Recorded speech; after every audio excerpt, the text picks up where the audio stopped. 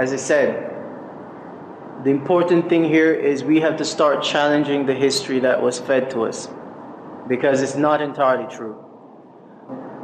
To say that the history of Jamaica that I was taught at KC, or the history that I learned at university in New York, is inconsistent is an understatement.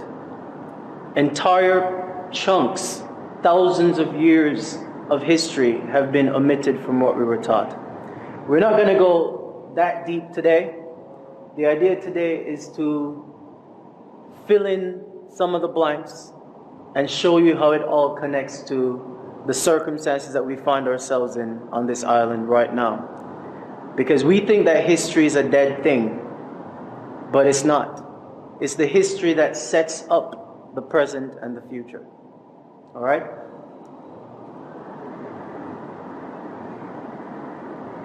This first slide, I'm being kind of tongue-in-cheek about it, just to make you wonder, what makes you Jamaican? And what makes this island Jamaica? You ever wondered about that? Who told you you were Jamaican? We know it wasn't God. And if God never tell you, then it can't be true. It must be that some men made it up. Anyway, history is a weapon. And much of the history that we were fed in school is a fiction. But it was told to us in order to make us accept that England has a legitimate claim to own the island, fair and square. And that we are merely immigrants here, so we can't really challenge their ownership, can we? And second, that history is intended to make us believe that the government we have is legitimate, and that we are responsible for the debts that our government incurs. We're going to see how that's not entirely so. Now, in order to do that, we're going to have to take down some of these lies, which means that we're going to have to correct 500 years of history, from 1494 to 2014, and 520 years. 7 points we're going to cover. The first point, Christopher Columbus was not an explorer. There were no such people as Arawak Indians, certainly not here. There was no transatlantic slave trade. I know that one sounds kind of shocking. There was no slave trade. There's no such island as Jamaica. We were never given independence in 1962. We are not Jamaicans. Of course, if there's no island such as Jamaica, then there can't be people called Jamaicans, all right? And finally, the government is not ours, which explains a lot, doesn't it? They're not really working for us. All right, so first, lie. No such people as Arawak Indians. We're told that Christopher Columbus encountered a race of people he called Arawaks. But Spanish historians describe these Arawaks as docile, medium-build, copper-colored people, like the ones you see on the coat of arms, with straight black hair. And they said that they lived here for up to 10,000 years ago. Problem is, no evidence of these people has ever been found. Understand that there is no Jamaican archaeology. There is nobody out there digging up any part of this island to try to find any evidence of anything. So they found no burial grounds, no tombs, no temples, not even a bone fragment or a hair follicle so we can test some DNA. None of this, even though they say that these people lived here for 10,000 years. How do you live anywhere for 10,000 years and not leave an archaeological record of yourself? That's because those Arawak Indians never existed here. In fact, the only people that we can prove existed here in this region are the so-called Caribs. And guess what? The Caribs are not medium-build, copper-colored people, they are black. If anyone's ever been to Trinidad, or St. Vincent, or St. Lucia, or St. Kitts, where these Caribs supposedly were, you'll see that the people that call themselves Caribs are black. They do have, some of them, curly hair, straight hair, but we know that that exists inside the black gene pool anyway. Alright? There were no Arawak Indians in this entire region. Research by pioneering black historians and anthropologists revealed that the people Columbus actually encountered here in 1494 were likely the same as he encountered in America, which he wrote about in his journals. They were black-skinned, nappy-haired Nubians. Okay? There's another explorer named Giovanni de Verrazzano, who came to America about 20 years after Columbus, 1514. And he wrote in his journals that the people he encountered were Ethiopian. He said nothing about copper-colored people. And if those people had existed in the Americas for thousands of years, it's a fair expectation that they lived on these islands as well. They lived everywhere. And we're going to see that they left evidence everywhere. So, the point I'm making is, most of our ancestors were already here. Alright? And they had been here for tens of thousands of years, as I'm going to prove. Historians have discovered what they were called. They were called the Amaru. Amaru, this is where the term America comes from. It doesn't come from Amerigo Vespucci. It came from the Amaru, because they knew who was here originally. And another name for them is the Olmec sheep. Well, guess what? Mec, sheep, ko, Mexico. That's where the term Mexico comes from. So if you talk about Americans or Mexicans, you're talking about our ancestors. And they inhabited the entire region, as I showed you, North, Central, and South America, and the Caribbean. They are the real Amerindians that I was taught in high school, and they were black people. You don't know them because Europeans gave them other names. Just like they made up the name Arawak from the Arawak, they made up all these other names to keep you from realizing that everything in the Americas is you. Every artifact they find is you. Every monument they find, you built. But instead they tell you it's Maya, and Inca, and Aztec, and Toltec, and Taino, and Carib, and Arawak. These are all names they made up. Understand that. Alright. And of course, they told you that this is what the Arawak looked like. Or the Amerindians. Right? Anyone ever seen any Jamaicans looking like this? You know why? They never existed here. They want you to think that that's what the Arawak looked like, because they don't want you to know that this is what they look like. These are the original Amaru Khans. These are the original Olmec sheep. These are our ancestors. These are called the Olmec Colossi. Colossi from colossal. And these are massive stone carvings of white people. I mean, this guy looks pretty white, right? This is a white dude, right? No? Okay, well, okay. These are black people. And they're carved out of one solid piece of basalt rock. Basalt is the second hardest rock on earth. First hardest is granite, which is what the pyramids are made out of. And they've dated these at these heads, and they estimate that they're somewhere between 16,000 to 20,000 years old. Stop and think about that, beloveds. 20,000 years ago, a race of black people excavated massive granite rocks out of the mountains, basalt rocks, and then etched themselves into these rocks. What kind of technology would they have had to be able to do this 20,000 years ago? Because it wouldn't have been a copper chisel. Alright? And I like this slide. Just a comparison. Here's a white dude, and here's a white dude. Right? So we were certain that the Olmec were white. Okay. These depictions weren't just depictions of ourselves.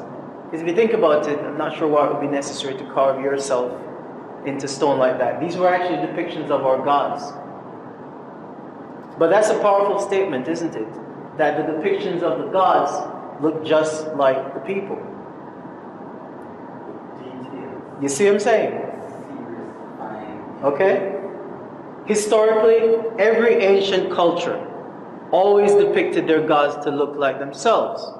There's a reason it says in the book that the Creator created man in His image. That means your God must have looked like you.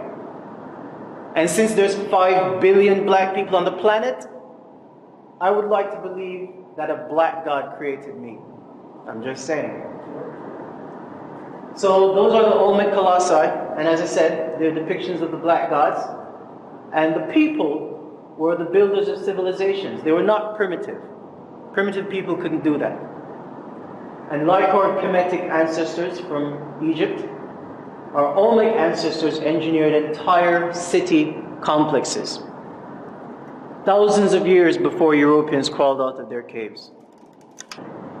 Historians have nicknamed the Olmec the mound builders. They call them mound builders because they built these megalithic structures all over the Americas. This is the Pyramid of the Moon. It is in a place called Teotihuacan in Mexico. This pyramid is the second largest, well, it was the second largest pyramid by volume on the planet. It's now the third largest. And I don't know if you can get an appreciation for the scale of this, but I like this picture because see these tiny dots, that's people. Just to show you how massive this thing is. And unlike the pyramids of Egypt, the pyramids built by the Olmecs were meant for you to mount. They were meant for you to climb them and go up there and behold the greatness of your ancestors. This was built by black people. The same stoneheads I just showed you, white archaeologists have confirmed that they were also the builders of these pyramids. This pyramid is 20,000 years old. And it is built from granite. And it is still standing, unlike the World Trade Center. This used to be the biggest pyramid on the planet by volume. It's called the Pyramid of the Sun. It's on the same complex. This was built by black people. It is massive. It's called the Pyramid of the Sun because it is designed to align with solar phenomena. This is the new King of the Hill. Remember I said to you, this one was the biggest pyramid on the planet. That was until 6 years ago, when they stumbled onto this. This is called El Mirador. It is in Mexico. Mirador is a Spanish word for veranda or rooftop, because they discovered that when you stand on the top of this, you can see for miles. And guess what? When they stood on the top of it, now this had been covered up by jungle. Just to show you, imagine how old this is. This is real. This is not from a movie. This is not special effects. This is an actual photograph. Alright? This pyramid is massive. You can't even see the base of it. It is so old that trees were growing up from inside it. This is in Guatemala, Central America. And this whole area was covered up by jungle for thousands of years. They don't even know exactly how old this is. But so far they've dated it, they've estimated it's 26,000 years. There are potentially thousands of massive pyramids in that one city complex alone. Built 26,000 years ago at least, built by the Olmec sheep, black people. So that's the first lie about Arawaks. The second lie, Cristobal Colon was a mercenary. This is the man that you know as Christopher Columbus. Anybody ever wondered why suddenly in 1492 all these Europeans decided that they were going to jump on boats and start exploring everywhere? Well, there's a reason.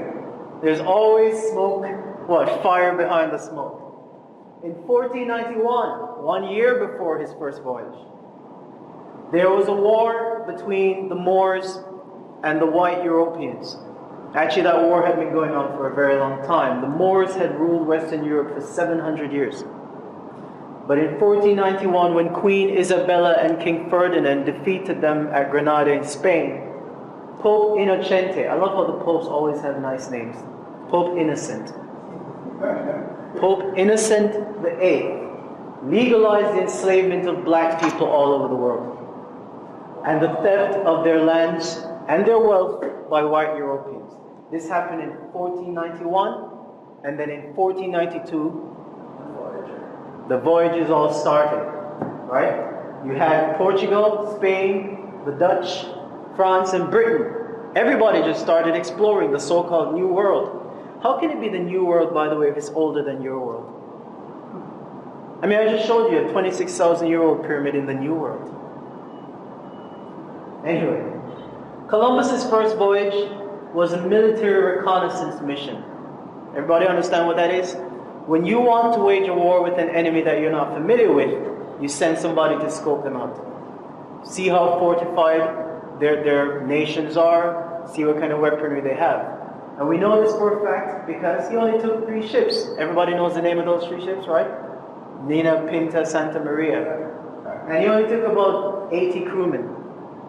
But when he came back in 1496, 17 warships and 1,300 soldiers. And those ships were carrying cannons, those ships were carrying armory, but he was just an explorer. Columbus and his crew sailed from island to island, wiping out the natives who fought back and enslaving the survivors. This mass murder was justified as converting savages to Christianity in order to bring them under the dominion of Rome. It's called forced denationalization. Denationalization is when somebody takes away your indigenous rights. And dispossession is when someone takes away your birthright property. That was what this whole voyage was about. Because that was the only way they could claim the land. They had to wipe out and disinherit the rightful owners. That is why they made up the story of Arawak. They don't want to admit that they came here, saw black people, and tried to eradicate all of them and then enslave the rest of them. And that their ownership of our island was illegal from day one. This was all done, as I said, with the blessing of the Pope and the Roman Empire, which owned the Kingdom of Spain, Kingdom of Britain, the Kingdom of France. And everything the Romans did, they carried around a red cross. We know the red cross. We're familiar with it, right? The first time we saw those red crosses was on these guys. These are the Knights Templar. Yeah. The Templar were the armies that were sent into Africa to conquer and destroy. We also know the red cross from these 3 ships come sailing in from Cristobal Colon. This is the Santa Maria, the Nina, and the Pinta. See? Same red cross. Pay attention to that red cross. All crosses lead to Rome. There's a reason that our ancestors made up that word crosses. You know? What does crosses mean in our language? You see? They knew that anytime some bad shit happened, crosses was behind it. Alright? But here's another place that you'll find that red cross that you probably never thought about. Look at this. What's that? What's this? This is a red cross. Right here. That's the cross of the Templars. This is a seal of ownership. And you know how we know it's the cross of the Templars? Because what's this? That's knight's armor. On our coat of arms. Alright? And then of course we have the fake Arawaks, the medium brown, docile, long-haired people. And out of many one people. Do you guys know that the last census, which was done in 2011, confirmed that this island's population is 98% Unions? Out of which many? Which many people? There's only one people on this island. But here you are, the red cross. Crosses, that's who owns the island. And of course, all crosses lead to Rome and this pedophile. This is the last Pope, Pope Benedict. I call him Pope Maledict because this is, I'm going to keep the language clean because we're recording it. And again, by the way, let me just say, I mean, I know that the Christians in the room know that your religion and this man are not the same thing, okay? All right. All crosses lead to Rome. All right, point number 3. Was it a slave trade or was it a transatlantic war? The story of a massive 300-year slave trading operation that brought 12 million Africans to the Americas, that's North, Central, and South, is a cover story for the European crusade against our black ancestral civilizations. As I just said, the Pope authorized it in 1491, and suddenly they were out there discovering places full of people. Places that weren't lost were being found. The slave trade was part of a centuries-long race war. Now this is powerful stuff. This is powerful stuff. And let me not get ahead of myself. In this war, Arabs, pale Arabs, who had been in conflict with the black Islamic empires of Africa since 1189, allied themselves with the white Europeans and black Christian converts in 1491 to wage a war that would destroy every black civilization on the planet. Again, a lot of stuff I'm going to touch on. I'm not going to go too deep in it because it's just outside of the scope of this. This transatlantic war combined military invasion and genocide with biological, psychological, social, legal, and financial tactics to achieve total domination over indigenous Nubian peoples. The defeated Nubians were captured as prisoners of war. Again, we go back to the Europeans and their wordplay. The people you are calling slaves are prisoners of war. They're prisoners of war. And what you're calling a slave trade was a war. It was a race war. This strategy was done in order to dismantle families, tribes, and nations. You break them up, that's divide and conquer. To destroy languages, cultures, and lineages. And to dictate a new name, a new identity, and a new story for our people. In other words, to replace our greatness with weakness. To tell us that we didn't accomplish or build anything. We started out as slaves. So how were we made slaves? It was a process, it was a strategy. First, armed mercenaries invade your island and overpower your warriors. Check. Then they established seaports like Port Antonio and Port Royal and Old Harbor and Kingston and Port Morant and Runaway Bay. These are ports from which to coordinate their massacre of the native populations. Step 3, you then enslave the surviving population. Obviously, if you show up here and let's say he wiped out 1 million Nubians on Jamaica in 1494. What do you think the other 1 million are going to do? I mean, that's what you call literally putting the fear of God into people.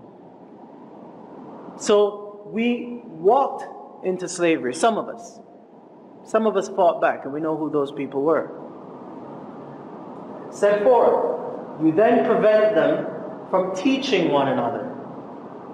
We take so many things for granted, but understand that 150 years ago, it was illegal for black people on Jamaica to learn to read and write. It was against the law to teach a Negro to read or write. Do not take it for granted, beloveds. Use your intelligence. And step 5, you impose a foreign religion that teaches the natives that they are savages and their invaders are servants of God. Now, I just want to say ahead of time, I'm not attacking anybody's religion. Because frankly, from my perspective, the blackness comes first. I really don't care what you call yourself. I call myself Buddhist. I don't care what you call yourself. You can pick any religion. But the blackness comes first. Alright? So when I talk about Christianity, I'm talking about Christianity in the context of history. I'm not attacking your religion. I'm not attacking Christians. But religion is a weapon of conquest. Religion is a weapon of conquest. As I said, it is not possible for 10% to enslave the 90% without messing with them psychologically. It's just not possible. Alright? So this is where Christianity came in. Christian doctrine was used. Notice I said it was used. I didn't say that it taught this.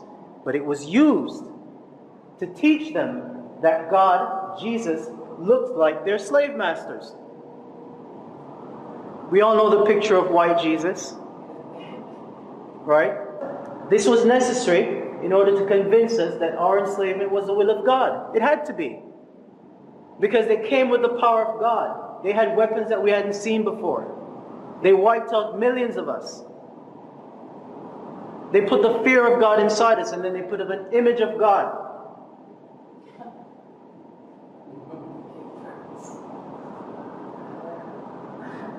And we feared that image. Because every time we saw him, the slave master. Every time. Every time. That's why we were obedient. And it wasn't just that. But I want to show you that this is what makes this possible. You see that? This is from an island in the Pacific called Tuvalu. It's one of the last colonies that Britain conquered in 1968. Ain't that some shit? Right after we got independence, they were still going out there conquering more black people. They gave these people independence in November 1978, the year and month I was born.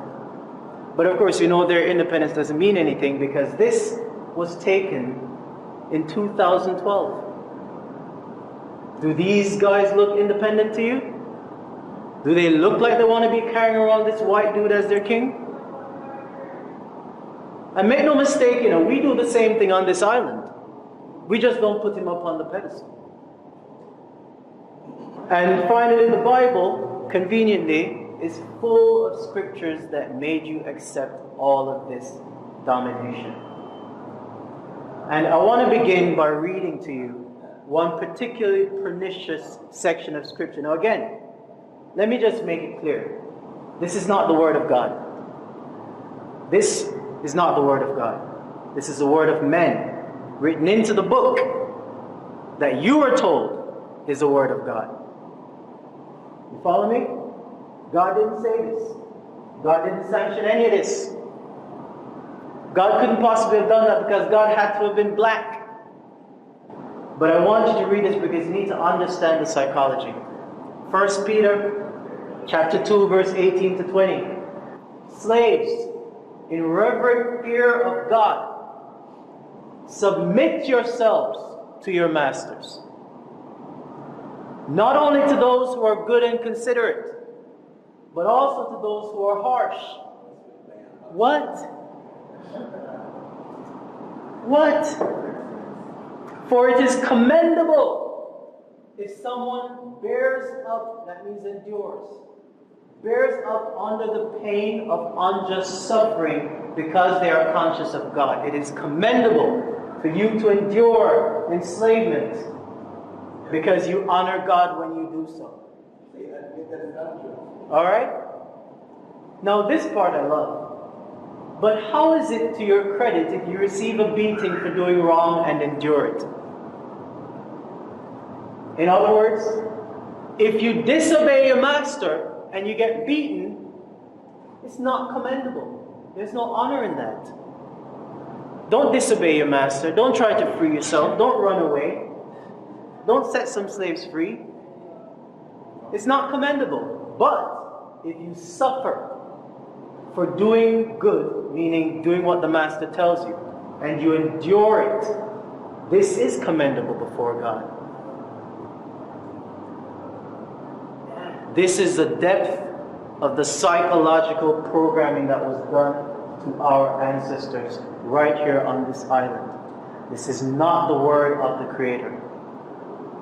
This was put into the book to ensure that an agenda was followed. So, have you ever wondered how these churches got started on this island? Starting in the mid-1700s, the plantation masters opened up the religion to the slaves. But they did it a very specific way. First of all, they made sure that one slave was taught how to read and write. This would have been the only literate black man in the room. And he would have been a house slave. But here's where this gets deep. The white master is sitting in the midst of the congregation. He's overlooking his slaves. But he's there to make sure that this guy teaches them what he's supposed to teach them. Right? This guy was called the overseer. Anybody here goes to a church of God? Pentecostal church? This is where your overseer came from. The overseers are not black, but this is where they came from. Again, this is not to attack your religion, it's just to show you that religion was used as a weapon, just like the bullets and the bombs, in order to conquer us. Now this one is going to be shocking. You are bonded property.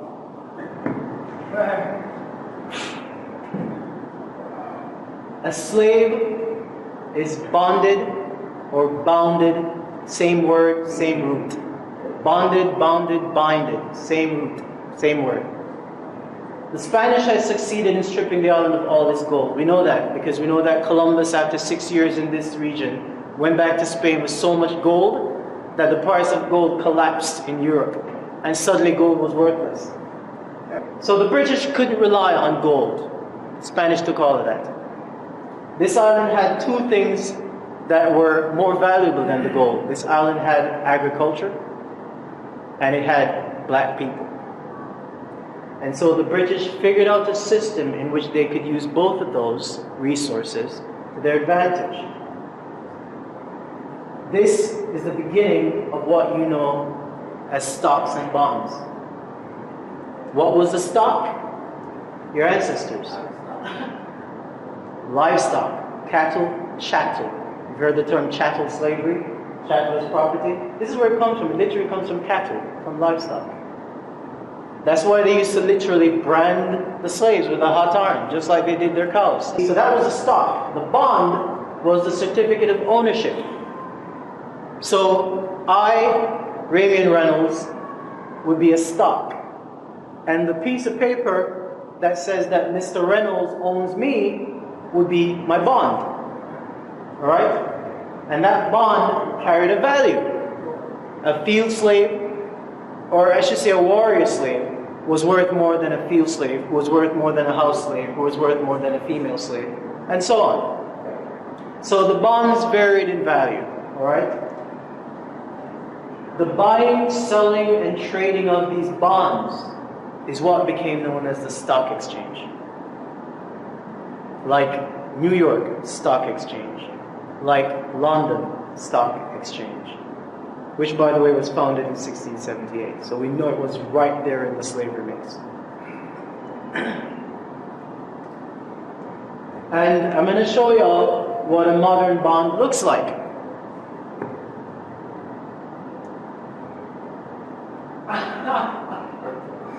Who knows what this is? This pretty decoration around the side, that's what makes it legal bonded paper. It's a certificate. It says right up here. It's a certificate.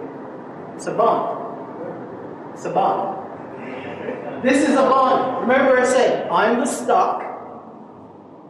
This is my bond. And my bond carries a value. Depending on the stock. Depending on the quality of my stock.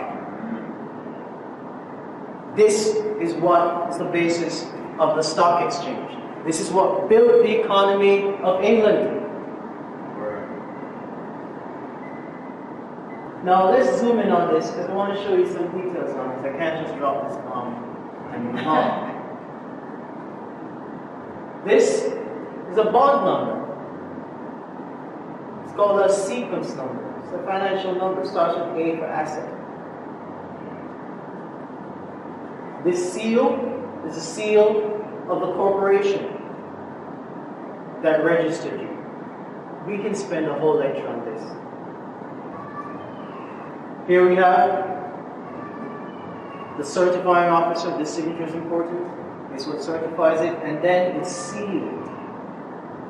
And we all know the Red Cross, the Cross of Rome.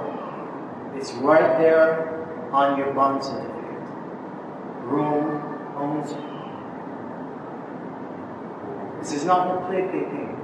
It's not theoretical. This is how the global financial system was actually built. And it's how it still functions. It is how white Europeans continue to extract wealth from black people. Point number 6, moving through these, the so-called independence at last.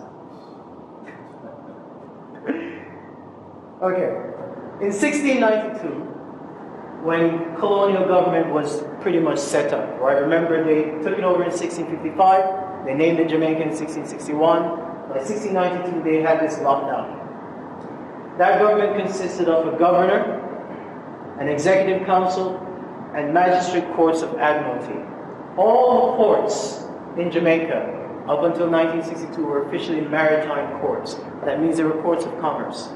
It had nothing to do with law or common law. The governor was known as the Lord of the Land, and the chief commander of the Jamaica militia, which up until 1952, that's the name of the JDF. It was called the Jamaica Militia. Has the Jamaican militia, or let's say the Jamaican army, has the Jamaican army ever fought a war with another country? No. You know who the Jamaican army has fought with? Us. Us. The only people these soldiers have ever killed is Jamaicans. Just like they did in Tivoli. We might have to edit that off the video here, but I'm just letting you all know. That is what they were there for. The Jamaican army's not there to defend us. Who are they going to defend us from? Trinidad? We know they can't fight America, and that won't happen anyway. They are there to maintain the power of the Governor General by violence and force. By 1962, as the black population became a supermajority, and I love that word because what it means is that we went from outnumbering them to outnumbering them so massively that they knew that they couldn't possibly continue with the system that they had. They had to make some changes. In order to appease the black citizens, the British Crown decided to hand over some responsibility to a desegregated local parliament. Remember, before 1962, the parliament was pretty much white. White people ran this island outright. They always have. In 1962, they allowed some niggas to enter into Gordon House. Or I should say some more. I mean, Hugh Sherrill was there, but he was like a token Negro. Not to offend anyone, alright? But this is all the independence did. The British flag, which has flown over Jamaica for the past 3 centuries, is about to be replaced by the Jamaica national flag, heralding the birth of the new nation.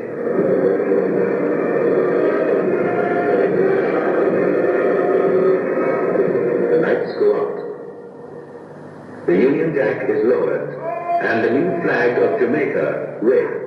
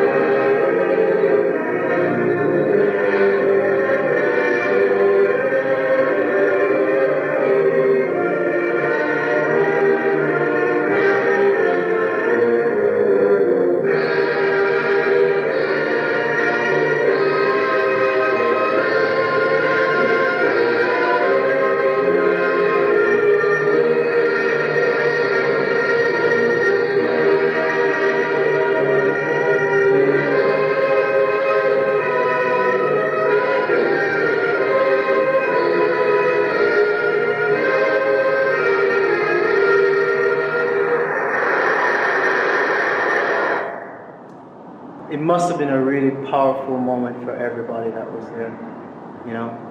I know my grandparents were full of pride, but we didn't know what they were selling us. All they did was literally give us a flag and an anthem. I promise you that's all that changed. It was a lie. Here's what the Act of Independence did not do. And by the way, I've read that act. I read a bunch of acts. You have to when you're dealing with this subject matter. You got to read a whole lot of colonial laws. We know what it did. Here's what it didn't do. It did not relinquish the Queen's claim of dominion over the island. She still owns it. It did not return ownership of the land and the resources of the people. We don't own them. It did not restore our birthright inheritance. It did not compensate the natives for the wealth stolen from us through 400 years of slavery. It did not remove the Queen as head of state. She's still very much there. And by the way, I've heard that the government here has said that they want to remove the Queen and move us to a republic. They don't have the authority. They do not have the authority. That's something that they tell you in an election to get you worked up because they know that Jamaicans are full of national pride. But they don't have the authority. They work for her. How your employees are going to take away your ownership? How can your employees take away your power? It did not rescind the Governor General as Lord of the land. He still is, we know that.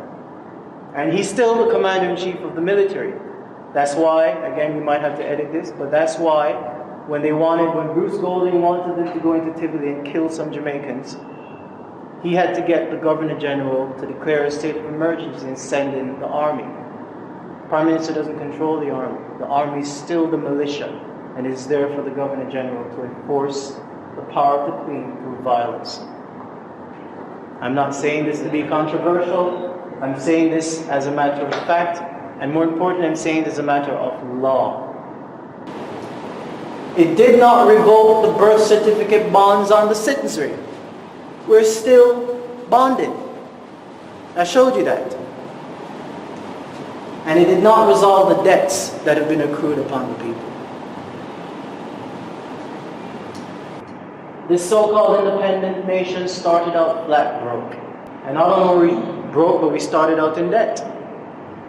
So the government of Jamaica and the Bank of Jamaica, which are both foreign-owned entities, meaning they're owned by the Queen. We don't own them. I've read the Bank of Jamaica Act of 1960. We do not own the Bank of Jamaica.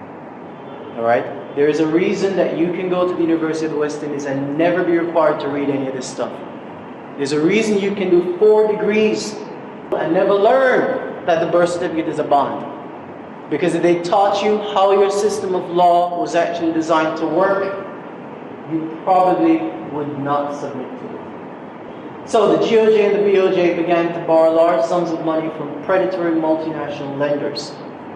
We know them well. The International Monetary Fund, the World Bank, the Inter-American Development Bank, and the USAID. Those loans carried high interest rates and harsh penalties called structural adjustment policies. Here's an example of a structural adjustment policy. We have 3 million people on this island. How many full-service general hospitals do we have? 6. 6 hospitals on an island of 3 million people. Portmore is the most populous city in the Caribbean, and Portmore still doesn't have a general hospital. The reason Portmore doesn't have a hospital is because of something called structural adjustment policies. When the IMF lends you money, they tell you what you can spend it on. And they told us explicitly, you can't build no new schools. We haven't built any new schools in 20 years. We haven't built any new hospitals in 30 years. This is why. This is the grip of poverty. The other thing that these structural adjustment policies have caused is the sellout of all our resources. That's why we don't own the bauxite. We don't own the tourism industry. We don't own the telecommunications company. We don't own the power company. We don't own the water company. We sold out all the farmland. We sold out the airports. We don't own them. So 52 years later, as we were waving flags this August, those SAPs are essentially running the economy. They dictate everything from the value of the dollar to the rate of income tax to whether a school stays open or your road gets fixed. Today, half of every dollar of tax you pay goes towards servicing the debt. And the other half, by the way, goes to royalties and the bondholders. Your taxes do not finance your country at all. At least your income tax doesn't. Not a dollar of it. The end result, of course, is a bankrupt economy. There is a group, a think tank in Washington, D.C. called the Center for Responsible Economic Policy. They published a report last year. In that report, they declared that Jamaica is the single most indebted nation on the planet. That means out of all the 198 countries on earth, we're the only ones who owe so much money relative to the size of our economy. Our debt exceeds our GDP. We cannot possibly repay it. We're not meant to. And basically, we now have an entire population working to service that debt. We are now debt slaves. We have gone from being bound slaves to being bonded slaves to being debt slaves. That's why the subtitle on the flyer you got said, how we were made slaves and why we're still not free. We're still